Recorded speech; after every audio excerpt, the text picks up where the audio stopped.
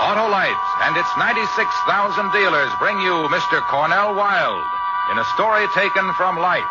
Tonight's presentation of Suspense.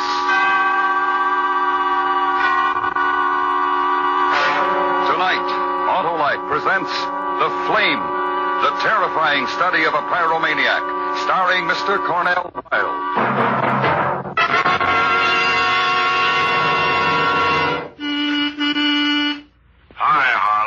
Well, strip my clutch. It's Oscar, the orating auto. Where are you going, Oscar? To see my Autolite spark plug dealer, Harlow. Winter's coming fast, and I want to be ready for it. Then not a bit too soon for a change of oil and grease. Antifreeze? And check those spark plugs, too. You said it, Johnny Plug Check. The spark plugs are the heart of your car's ignition system. If they're right, your chances of starting are better than ever, even in coldest weather. If they're not right, Harlow... Well, then, my curious car, your Autolite spark plug dealer will recommend ignition-engineered Autolite spark plugs to give you smoother performance, quick starts, and gas savings. Well, I'm off to visit my Autolite spark plug dealer, Harlow. Right, and friends, you should, too. You can quickly find his name by calling Western Union by number and asking for Operator 25. She'll tell you the name of your nearest Autolite spark plug dealer who's ready to winterize your car. And remember, from bumper to tail light, you're always right with Autolite. And now, with The Flame and the performance of Mr. Cornell Wilde, Autolite hopes once again to keep you in suspense.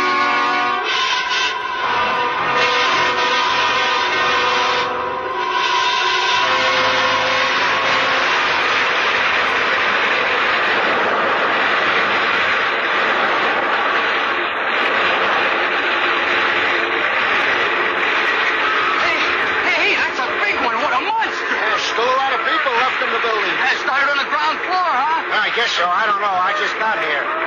You know, mister? The first floor. Oh, what a mess. What the hell got started? Oh, some joker in bed with a lit cigarette. I probably fell asleep. No, that wasn't the way it started. Oh, wasn't it? Hey, you mean... It'd take more than a little cigarette to start a fire like that. But the whole apartment building's just about gone. Maybe the guy who owns the building started it, you know, for the insurance and all. He didn't have anything to do with it. Hey, look at it, burn with it. Makes kind of a pretty pattern against the sky, though, doesn't it? Pretty Hey, are you kidding? Hey, what are you doing? What? I said, what are you doing with that paper? Oh, I'm drawing. I'm drawing a picture of the fire.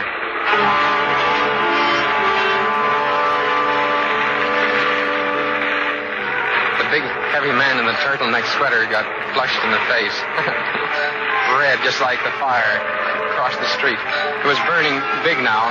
It went climbing high, way up so high it was going to touch off the sky, too. And just when it reached its peak, they put it out. Then there were big, black, ugly clouds of smoke. But I had the picture I'd drawn of the fire, just a pencil sketch. I'd color it when I got home, just the way I remembered it, with reds, oranges, and pinks. So I go home. But when I get there, my sister Mary Lee is still up. She's in her robe. She should be in bed. She has to get up and go to work early in the morning. Why is she up at this hour? Andy? Yes, Mary Lee? Where have you been all night? I had supper ready. You promised me you'd be home. What happened? Andy, just don't stand there. I asked you what happened. Nothing happened. I just went for a walk. What are you so upset about? Nothing. Just leave me alone, Mary Lee. Do you have to nag at me all the time? I'm not nagging you, Andy. I'm just worried, and I get nervous when I worry, that's all. Forget it. I'm home, and I'm all right, so don't worry yourself anymore, okay? Okay, Andy. Wait a minute. I wanted to ask you for a big favor. Well, can't you ask me tomorrow morning, Mary Lee? I'm awful tired. You know Mr. Boyajian, the dry goods store man, Andy? Well, sure, I know. I'm one of my favorite people. What about him? This morning they took his wife to the hospital. Oh, to the hospital? What for? She's sick, very sick, Andy.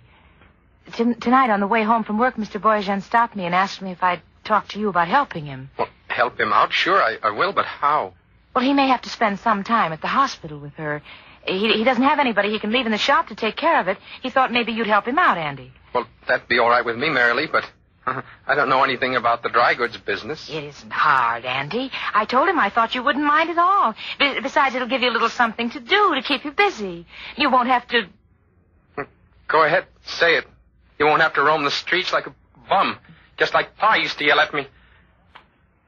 All right, I like Mr. Boyajan, Mary Lee. I'll watch his store for him.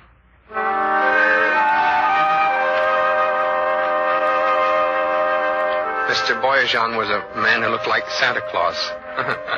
He had small eyes and big red cheeks. He laughed all the time, and when he laughed, his small eyes got big and they twinkled just like the stars.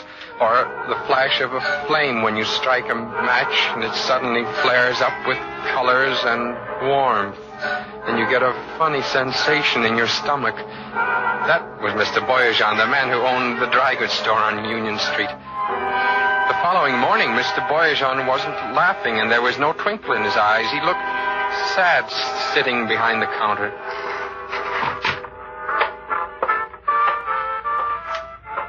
Mr. Boyajan? Oh, Andy, it's you. Hello. Excuse me, Andy. My mind, it's not on what's happening. It's on this music. I'm far away when I listen. The music? Yes. It's the kind of music that the missus and I used to dance to when we was like your age. It's a folks dance, Andy, from the old country. It's pretty. I like it. Mr. Boyajan, about your wife, I'm sorry she's sick. You're sorry? Everybody is sorry, Andy. The whole neighborhood. Everybody tells me how sorry they are. But me, I am sorry most of all. Is it very serious? Yes, very. Well, don't worry. They'll take good care of her at the hospital, I know. Oh, I'm sure they will. She'll have the best there is to offer. Well, she would if I could afford it. Afford it? Yes. You see, this sickness needs a special kind of doctor. This special doctor costs extra money. Oh. And it's the kind of money that I, as proprietor of this small dry goods store, do not have. I wish there was something I could do. Oh. You're a good boy with a good heart, Andy. I wish I could have had a son like you. Oh. Thank you, Mr. Boyajan. Gee, thanks. I don't make the money I used to make. I can't work as hard. Sometimes I think I would be better off that this place should burn down and I should get the insurance money. Insurance money? From the fire insurance company. I never thought of that. You never thought of what, Andy? What I meant was that I never thought of things like fire insurance. Of course. To do a thing like this, to even wish it is against the law. Fire insurance is for the protection. Of course. Well, Andy, if you have come to stay, I will go to the hospital. Well, go right ahead, Mr. Boyajan. I'll take care of everything. You just leave everything to me.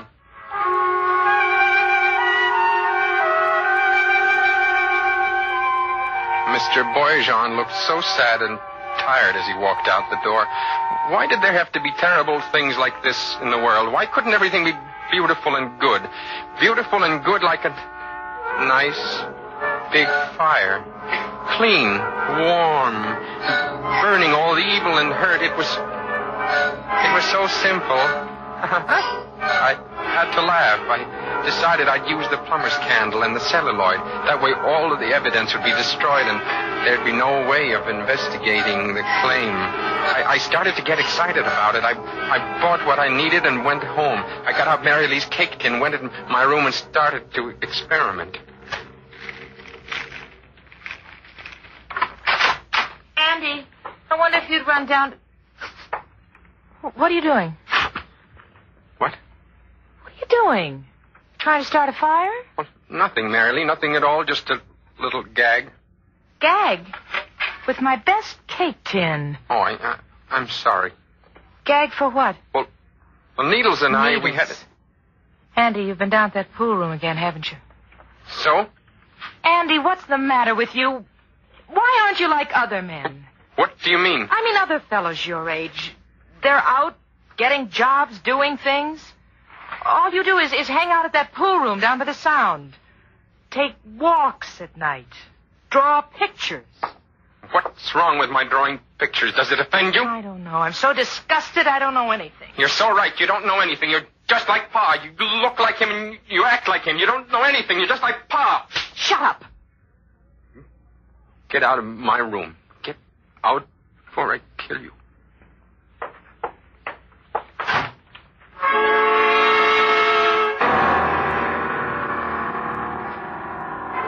I took a long walk. I thought about leaving Mary Lee, going away, but I remembered that I had no place to go. I found myself down by the shipping piers. I noticed a small barge loaded with crates of some kind, wooden crates. It looked beautiful. The red flames licking against blue sky and blue waters. I felt better now. I started for home. I began to make plans for Mr. Boyajan's store. I had the equipment, but I needed his key. I had to get his key without him suspecting a thing. It wouldn't be good for Mr. Boyajan to know what I was going to do. He might try to stop me. I was sure he didn't like fires as much as I did. The next afternoon in the store, just before I was ready to leave, I asked him about the key. Key, Andy? Yes, Mr. Boyajan. But a key what for, Andy? Well, I thought that maybe tomorrow morning you'd like to go over to the hospital earlier. I could open up the store for you. Oh, Andy, already you have done so much for me. It's nice. No trouble at all. Believe me, Mr. Boyajan, no trouble at all. I'd be happy to do it. You know, to tell the truth, I would like to get over a little earlier. I certainly would. Well, Andy, like I said before, you are such a good boy. There never was such a good boy with a big heart. Oh, well, you're the only person who's ever said that to me, Mr. Boyajan. This I know is a joke you tell on me. Here. I will give you Mrs. Boyajan's key. Now, how is that? Oh, fine, and don't you worry about a thing. I'll sell out tomorrow. I'll make you lots of money.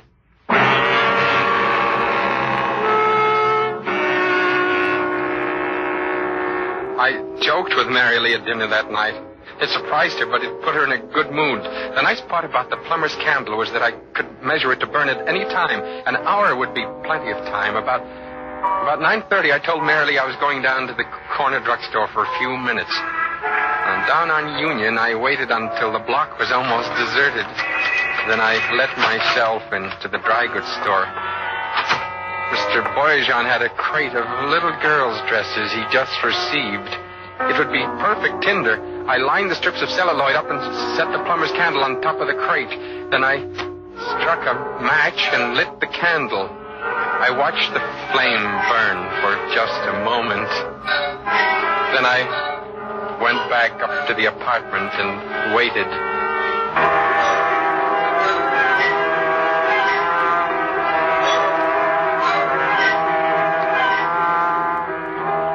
Mary Lee was darning some socks. I sat for almost an hour coloring my pictures, getting nervous. And when it was time, I asked Mary Lee to go get some ice cream with me. When we got down to the street... Mary Lee, look, it's a fire. What? Come on. What? Andy, I hate fires. I hope it's a false alarm. No, it's not false. Look, there's smoke, plenty of smoke.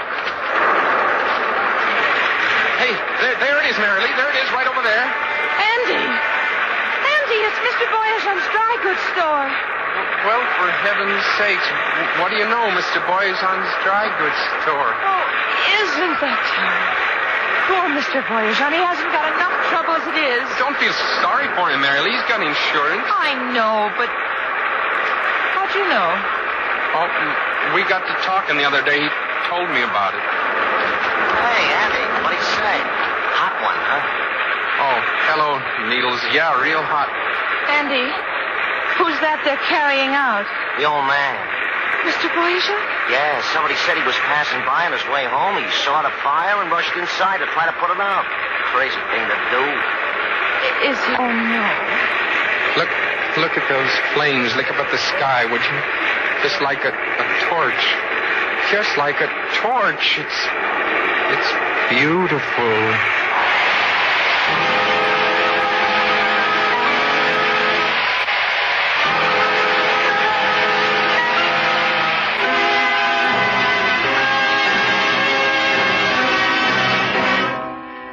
Autolite is bringing you Mr. Cornell Wilde in The Flame, tonight's production in radio's outstanding theater of thrills, Suspense. Say,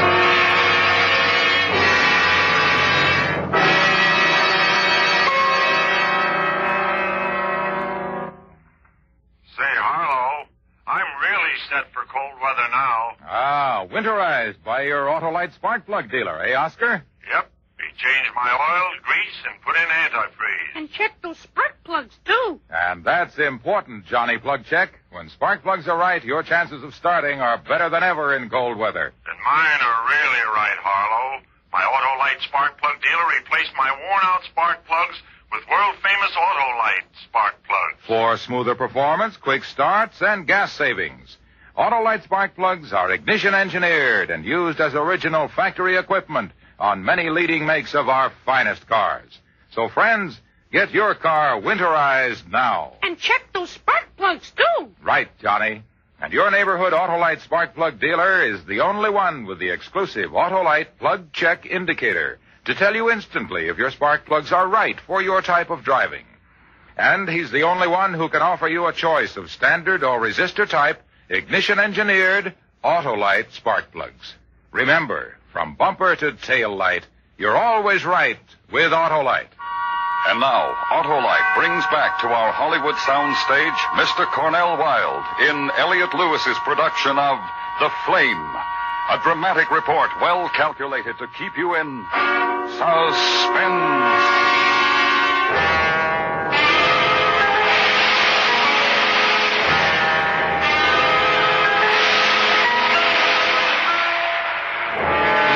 Everybody in our neighborhood felt sorry about poor Mr. Boyajian. I wish he hadn't tried to put out the fire. I didn't go to the hospital with Mary Lee to see his wife, but I did go to Mr. Boyajian's funeral a couple of days later. He didn't look worried anymore. Instead, he looked very peaceful lying in his casket. I must admit, I did feel some remorse, but the thing that bothered me most of all was the fact I hadn't been able to draw a picture of the fire. It was the following Friday night that I dropped into the pool room down near the Sound. Needles was all alone. Hi, Chad. Hi, Needles. Want to play some pool? Okay. Hey, where you been? Been seeing you around since the funeral. Oh, here and there. Uh-huh. Hey, you shoot first, Andy. Okay. Hey, you know that was tough about old man Boyajian, huh? Too bad. He shouldn't have tried to put it out. You know, at first I thought the old guy started it himself. You know, to collect the fire insurance dough. But I guess he didn't. Mrs. Boyajian will get the money, though, won't she? Oh, you never could tell. There were some fire insurance coppers around a couple of days ago asking questions. They'll investigate before they pay off. Hey, just shot. Huh? Oh, yeah. Yeah, they talked to a lot of people in the neighborhood. Did they talk to you, Andy? You were working for him, weren't you? Helping him out so he could go to the hospital. They'll probably find out if it was a cooked-up thing or not. What do you mean, cooked-up thing? Well, you still can't toss out the idea that maybe Boyajian himself started the fire. He didn't. How do you know? He got burned, didn't he? Maybe he got caught or trapped, couldn't get out. Hey, you're shot, Andy. That's ridiculous. He couldn't have started it. How do you know? He couldn't have. He just couldn't have. Why? Because he... Yeah, Andy? Because? Nothing. Shoot, Needles. Because you started it? Is that maybe why?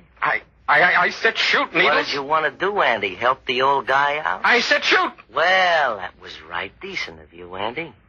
And a mighty fine job, too. How much were you in for? I wasn't in for anything. Sure, just for kicks, huh? Listen, Needles, don't get me mad. Hey, put down that cue. I was only kidding. You start fires just for kicks, huh, Andy? That's a laugh. Sure, Andy, don't get sore. I was only kidding.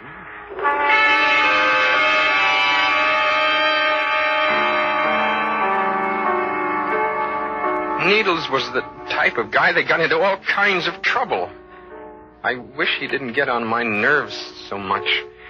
When I got home later and opened the door to the apartment, I suddenly got a funny feeling. I didn't know what it was, but I was sure it had something to do with the man who was sitting in the living room with my sister. And when she introduced him as Inspector Shapiro of the fire insurance company, I knew why I had the strange feeling in my stomach. He's investigating about the fire in Mr. Boyajian's store, Andy. Oh, Mr. Boyajian was one of my very best friends. I was very sorry about... I understand. I went to the funeral. Before we can pay Mrs. Boyajian the money she has coming, I have to make sure the fire wasn't started purposely. Purposely? He means somebody did it just to collect the money. Oh. So far, we haven't been able to learn how it was started. I see. Andy, the night of the fire, where were you?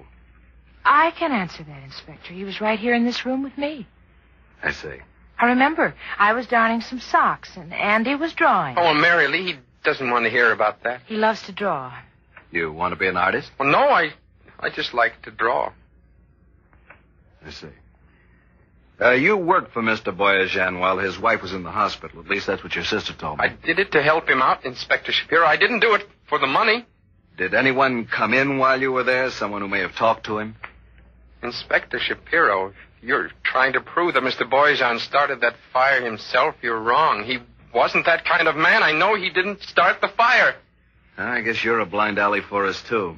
I'd hoped you'd be able to shed some light on the case. I'm sorry, but believe me, Inspector, when I tell you Mr. Boyajian didn't start that fire, for one thing, would a man burn himself up in a fire he starts? That'd be a crazy thing to do, wouldn't it? Yes, Andy. Definitely a crazy thing to do.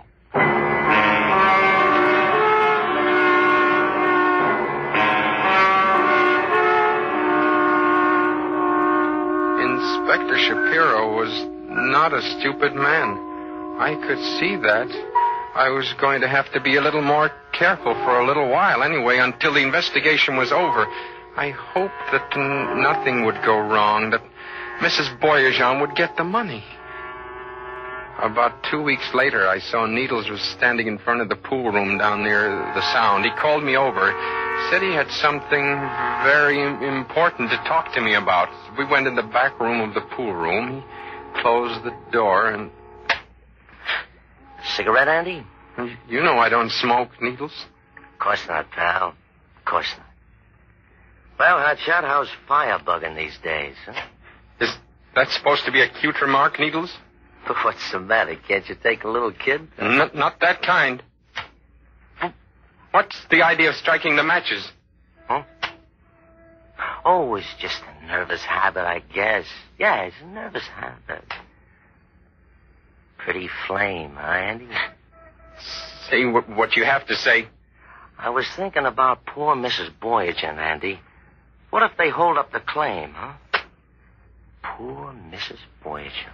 Stop speaking in riddles. I got a friend, Andy. He owns a small warehouse a couple of blocks from here.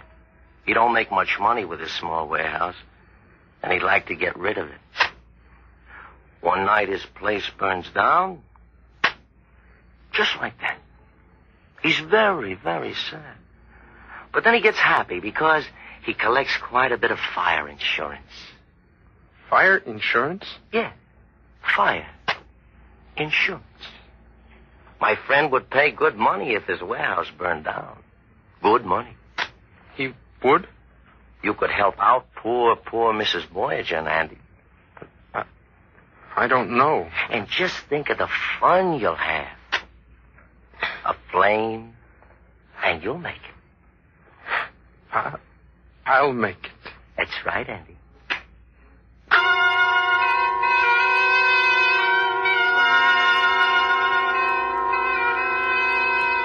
Next Friday night seemed like a very long way off. A couple of times I wanted to go for walks, but then I kept thinking about the big one I was going to make on Friday night, and I decided not to go for any walks.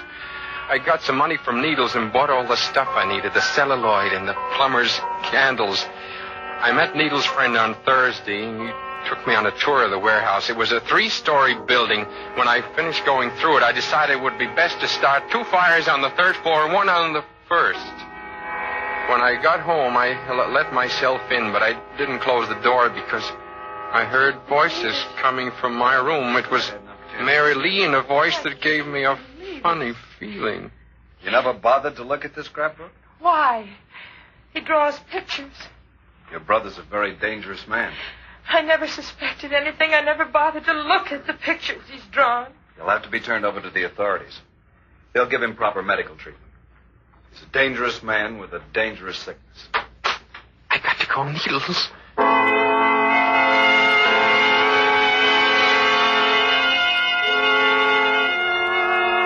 I had to act now and act fast. I called Needles and told him we had to burn his friend's warehouse tonight.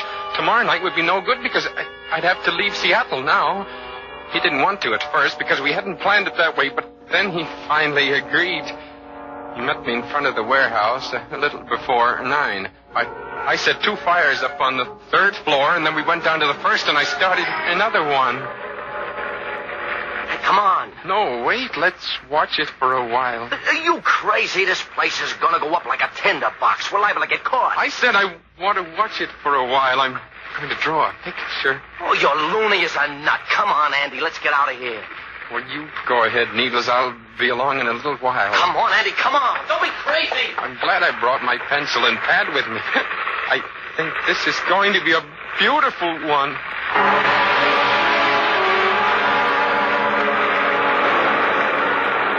And it was. It had wonderful colors. The flames were all around me now. Not an awful lot of smoke here inside the building. Just flames. Beautiful colors. Just beautiful. Reds, deep reds and blues, greens, yellows. I had a feeling this was going to be my best picture. The most beautiful flames I'd ever seen. Thrilling. And the picture now, just one big flame.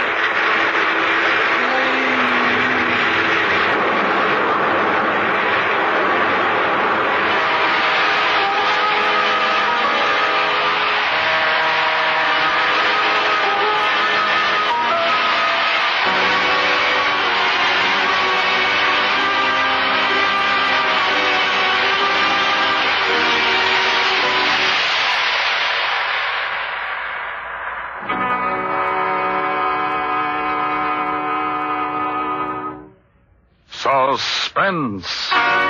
Presented by Autolite. Tonight's star, Mr. Cornell Wilde. And here he is once again, Mr. Wilde. A splendid and convincing performance, Cornell. Well, thank you, Harlow, and thanks to Autolite. Yes, thanks to Autolite for many things. Smoother performance, quick starts, and gas savings. Harlow, you're wonderful. You always have something to say about Autolite. Well, of course, because Autolite makes over 400 products for cars, trucks, tractors, planes, and boats, including the world-famous Autolite Stay Full battery, automotive wire and cable, and many more. Well, no wonder you always have the right thing to say, Harlow. Cornell, from bumper to tail light, you're always right with Autolite.